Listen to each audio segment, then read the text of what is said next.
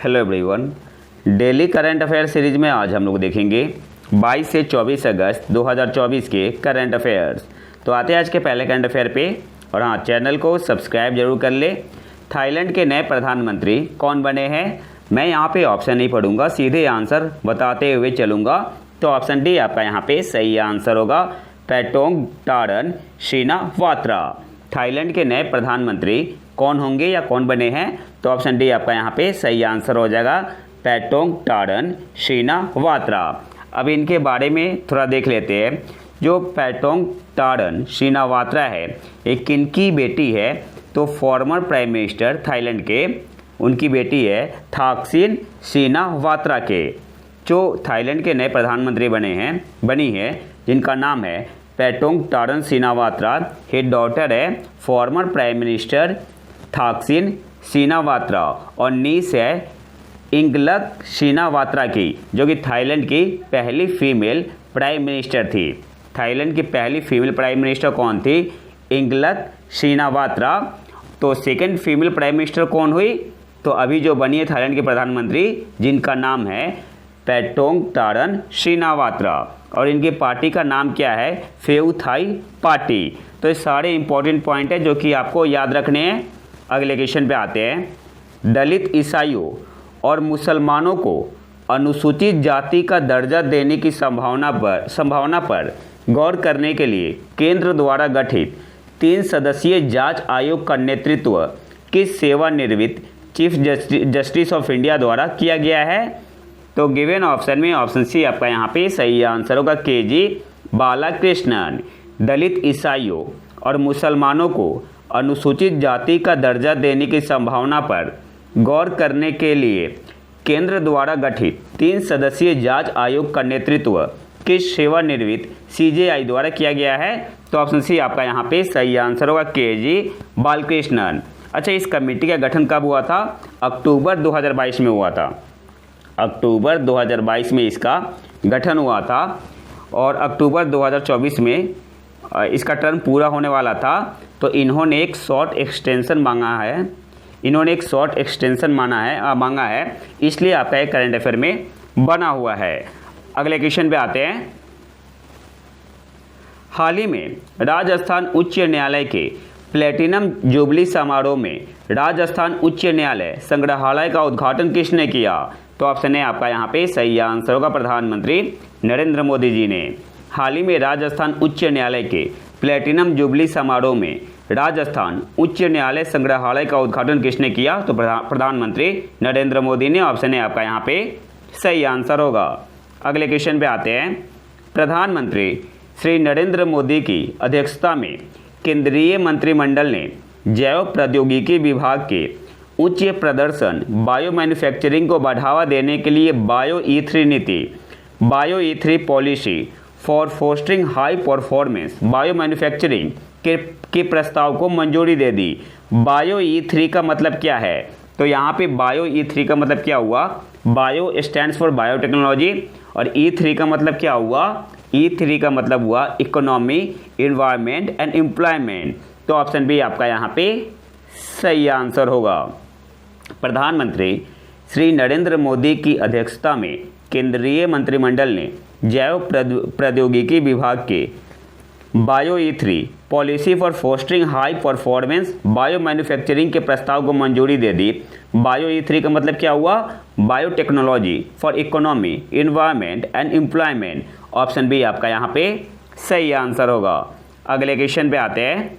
प्रधानमंत्री श्री नरेंद्र मोदी ने किस देश के तनाहून में बस दुर्घटना के पीड़ितों के लिए अनुग्रह राशि की घोषणा की?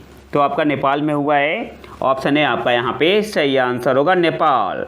प्रधानमंत्री श्री नरेंद्र मोदी ने किस देश के तनाहून में बस दुर्घटना के पीड़ितों के लिए अनुग्रह राशि की घोषणा की? तो नेपाल ऑप्शन है आपका यहाँ पे सही आंसर होगा, जिसमें प्रत्येक मृतक के परिजनों को 2 लाख रुपये की अनुग्रह राशि दी जाएगी और घायलों को 50,000 रुपये दिए जाएंगे। अगले क्वेश्चन पे आते हैं और इम्पोर्टेंट क्वेश्चन है, इस टाइप का क्वेश्चन आता है करंट अफेयर में। अगले क्वेश्चन पे आते हैं। सद्भावना दिवस हर वर्ष किसकी जयंती पर मनाया जाता है? तो राजीव गांधी। ऑप्शन सी आपका यहाँ पे सही आंसर होगा। सद्भावना दिवस हर वर्ष किसकी जयंती पर मनाया जाता है? तो ऑप्शन सी आपका यहाँ पे सही आंसर होगा, राजीव गांधी। कब मनाते हैं? 20 अगस्त को। अगले क्वेश्चन पे आते हैं। केंद्रीय मंत्री डॉक्टर वीरेंद्र कुमार ने किस शहर में 17वें दिव्य कला मेले का उद्घाटन किया है? तो रायपुर में। ऑप्शन बी आपका यहाँ पे सही आंसर होगा। केंद्रीय मंत्री डॉक्टर वीरेंद्र कुमार ने किस शहर में 17वें दिव्य कला मेले का उद्घाटन किया? तो रायपुर में। ऑप्शन बी आपका यहाँ पे सही आंसर होगा। अगले क्वेश्चन पे आते हैं। सरकारी व्यय पर कड़ी नज़र रखने वाली लोक लेखा समिति पब्लिक अकाउंट कमेटी का प्रमुख कौन होगा? तो गिवन ऑप्शन में ऑप्शन डी आपका यहाँ पे सही आंसर हो जाएगा, केसी वेणुगोपाल। और पब्लिक अकाउंट कमेटी में 22 मेंबर होते हैं, या ऐसे बोल सकते हैं not more than 22 members. 22 member होते हैं, इसमें 15 लोकसभा से होते हैं और 7 राज्यसभा से। अगले क्वेश्चन पे आते हैं। आंद्रेस डूडा किस देश के राष्ट्रपति है? तो गिवन ऑप्शन में ऑप्शन ए आपका यहाँ पे सही आंसर होगा, पोलैंड। आंद्रेस डूडा किस देश के राष्ट्रपति है? तो ऑप्शन ए आपका यहाँ पे सही आंसर हो जाएगा, पोलैंड। अच्छा, न्यूज में क्यों है? तो हाल ही में प्रधानमंत्री नरेंद्र मोदी जी वहाँ पे गए हुए थे। इसके अलावा यहाँ पे एक और पॉइंट आपको याद रखना है। जो प्रधानमंत्री नरेंद्र मोदी जी वहाँ पे गए, पोलैंड गए, तो आंद्रेस डूडा से मिले, मतलब पोलैंड के राष्ट्रपति से। और कहाँ पे मिले? तो बेल्वेडेर पैलेस। ये याद रखना इंपॉर्टेंट है। कहाँ मिले? बेल्वेडेर पैलेस। इसके अलावा एक और पॉइंट आपको याद रखना है। प्रधानमंत्री ने थैंक्स बोला है पोलैंड को।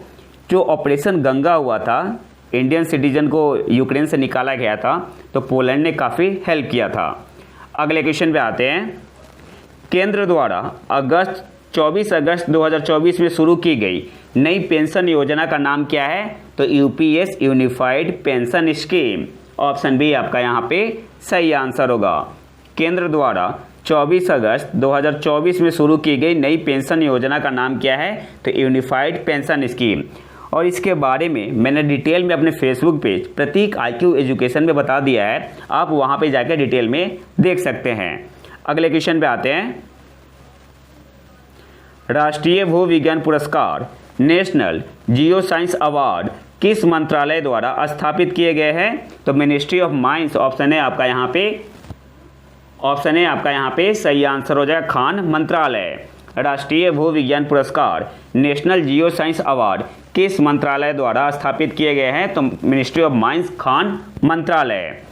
और 2024 में 21 जियो साइंटिस्ट को दिया गया। और किसने दिया? By the president of India. इसके अलावा 2 नाम आपको यहाँ पे याद रखना है। एक नाम है प्रोफेसर धीरज मोहन बनर्जी। इनको दिया गया है national geo science award for lifetime achievement.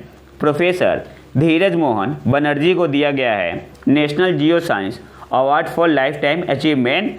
और डॉक्टर आशुतोष पांडे को दिया गया है national young geo scientist award. तो ये 2 नाम आपको याद रखना है।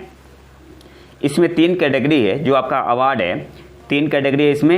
एक है आपका national geo science award for lifetime achievement, दूसरा है नेशनल जियो साइंस अवार्ड, तीसरा है national young geo scientist award. अगले क्वेश्चन पे आते हैं। हाल ही में केंद्र सरकार द्वारा शुरू की गई राष्ट्रीय कीट निगरानी प्रणाली नेशनल पेस्ट सर्वेलेंस सिस्टम का उद्देश्य क्या है? तो सबसे पहले तो आपको याद रखना है NPSS का मतलब क्या हुआ? National paste surveillance system. और इसका प्राइमरी ऑब्जेक्टिव क्या है? कीटनाशक खुदरा विक्रेताओं पर किसानों की निर्भरता कम करना। ऑप्शन सी आपका यहाँ पे सही आंसर होगा। हाल ही में केंद्र सरकार द्वारा शुरू की गई राष्ट्रीय कीट निगरानी प्रणाली नेशनल पेस्ट सर्वेलेंस सिस्टम का प्राइमरी ऑब्जेक्टिव क्या है, उद्देश्य क्या है? तो कीटनाशक खुदरा विक्रेताओं पर किसानों की निर्भरता कम करना। और जो आपका NPSS है नेशनल पेस्ट सर्वेलेंस सिस्टम, ये आपका AI बेस्ड है। अगले क्वेश्चन पे आते हैं। पेरिस पैरा ओलंपिक 2024 के लिए भारतीय दल के सेफ द मिशन के रूप में किसे नामित किया गया है? तो सत्य प्रकाश सांगवान, ऑप्शन बी आपका यहाँ पे सही आंसर होगा। पेरिस पैरा ओलंपिक 2024 के लिए भारतीय दल के सेफ द मिशन के रूप में किसे नामित किया गया है? तो ऑप्शन बी आपका यहाँ पे सही आंसर होगा, सत्य प्रकाश सांगवान। और जो गगन नारंग है, इन्हें पेरिस ओलंपिक 2024 के लिए सेफ द मिशन घोषित किया गया था। पहले मैरी कॉम थी, फिर उन्होंने नाम वापस ले लिया, फिर गगन नारंग बने थे पेरिस ओलंपिक 2024 के सेफ द मिशन। अगले क्वेश्चन पे आते हैं। कौन सी कंपनी अप्रैल 2025 में लॉन्च होने वाली रॉबिन नामक भारत की पहली इलेक्ट्रिक माइक्रो कार का अनावरण करेगी? तो ऑप्शन डी आपका यहाँ पे सही आंसर होगा, विंग्स ईवी। कौन सी कंपनी अप्रैल 2025 में लॉन्च होने वाली रॉबिन नामक भारत की पहली इलेक्ट्रिक माइक्रो कार का अनावरण करेगी? तो ऑप्शन डी आपका यहाँ पे सही आंसर होगा, विंग्स ईवी। इसका नाम क्या है ये भी याद रखना है। जो भारत की पहली इलेक्ट्रिक माइक्रो कार है, ये आपका लॉन्च कब होगा? अप्रैल 2025 में। इसका नाम क्या है? रॉबिन। और इसको बनाया किसने है? तो बाप और बेटे हैं, एक है प्रकाश, इनका नाम है प्रकाश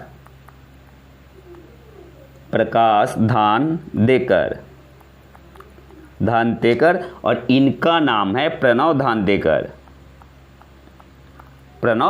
धानदेकर। अगले क्वेश्चन पे आते हैं। हाल ही में किस देश ने इंडो पैसिफिक में बेहद लंबी दूरी की हवा से हवा में मार करने वाली मिसाइल M174B पेश की है? तो यूएसए, अमेरिका ने, ऑप्शन है आपका यहाँ पे सही आंसर होगा। हाल ही में किस देश ने इंडो पैसिफिक में बेहद लंबी दूरी की हवा से हवा में मार करने वाली मिसाइल M174B पेश की है? तो यूएसए, अमेरिका ने, ऑप्शन है आपका यहाँ पे सही आंसर होगा। या आपसे एग्जाम में ऐसे भी पूछ सकता है कि जो आपका M174B है किस टाइप का मिसाइल है? तो long range air to air missile है। और इसे डिप्लॉय कहाँ पे किया गया है? तो यूएस नेवी के F-18 सुपर हॉर्नेट पे। और इसका रेंज कितना है? तो इसका ऑपरेशनल रेंज जो है अप्रॉक्स 400 किलोमीटर है। अगले क्वेश्चन पे आते हैं। हाल ही में किस देश ने 1 जनवरी 2025 से 2 महीने की अनिवार्य सैन्य सेवा फिर से शुरू करने की योजना की घोषणा की? तो गिवन ऑप्शन में ऑप्शन सी आपका यहाँ पे सही आंसर होगा, क्रोएशिया। अगले क्वेश्चन पे आते हैं। हाल ही में भारतीय रेडियो खगोलविदों ने किस दूरबीन का उपयोग करके 34 नए विशाल रेडियो स्रोत जियान रेडियो सोर्सेज की पहचान की है?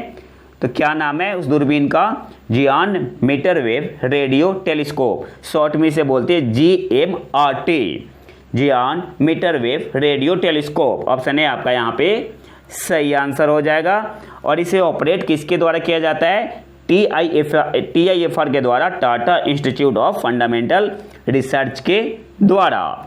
अगले क्वेश्चन पे आते हैं। हाल ही में खबरों में रहा कैलिफोर्नियम क्या है? तो ऑप्शन सी आपका यहाँ पे सही आंसर होगा, एक अत्यधिक रेडियोधर्मी तत्व है। हाल ही में खबरों में रहा कैलिफोर्नियम क्या है? तो ऑप्शन सी आपका यहाँ पे सही आंसर होगा, एक अत्यधिक रेडियोधर्मी तत्व है। अच्छा, न्यूज में क्यों था? तो बिहार के गोपालगंज में पुलिस ने सीज किया था, इसलिए आपका एक करंट अफेयर में बना हुआ है। जो कैलिफोर्नियम है is a silvery white synthetic radio active element है, रेडियो एक्टिव मेटल है, और इसका एटॉमिक नंबर क्या है? 98। अगले क्वेश्चन पे आते हैं। आगामी महिला T20 विश्व कप का आयोजन बांग्लादेश की बजाय किस देश में किया जाएगा? तो यूएई, संयुक्त अरब अमीरात। ऑप्शन है आपका यहाँ पे सही आंसर होगा। आगामी महिला T20 विश्व कप का आयोजन बांग्लादेश की बजाय अब किस देश में किया जाएगा? तो यूएई में। ऑप्शन है आपका यहाँ पे सही आंसर होगा। और आज के आखिरी करंट अफेयर पे आते हैं। हाल ही में केंद्र सरकार द्वारा शुरू की गई कृषि निर्णय सहायता प्रणाली, कृषि डिसीजन सपोर्ट सिस्टम क्या है? तो ऑप्शन बी आपका यहाँ पे सही आंसर होगा, भारतीय कृषि के लिए अद्वितीय डिजिटल भू स्थानिक मंच जियोस्पैटियल प्लेटफॉर्म है। हाल ही में केंद्र सरकार द्वारा शुरू की गई कृषि डिसीजन सपोर्ट सिस्टम क्या है? तो ऑप्शन बी आपका यहाँ पे सही आंसर होगा, भारतीय कृषि के लिए यूनिक डिजिटल जियोस्पैटियल प्लेटफॉर्म है। ऑप्शन बी आपका यहाँ पे सही आंसर होगा। इसके अलावा 2 और पॉइंट आपको याद रखना है। नेशनल स्पेस डे पहली बार कब मनाया गया? तो आपका 23 अगस्त को। और 2024 की इसकी थीम क्या है? Touching touching life while touching the moon, India's space saga. तो ये तो था हमारा आज का लेक्चर। अगर आपको इसका PDF चाहिए तो आप हमारे टेलीग्राम चैनल प्रतीक IQ करेंट अफेयर को ज्वाइन कर सकते हैं। और अगर वीडियो पसंद है तो लाइक करें और चैनल को सब्सक्राइब जरूर कर लें। मिलते हैं नए वीडियो में नए टॉपिक के साथ, तब तक के लिए नमस्कार, जय हिंद।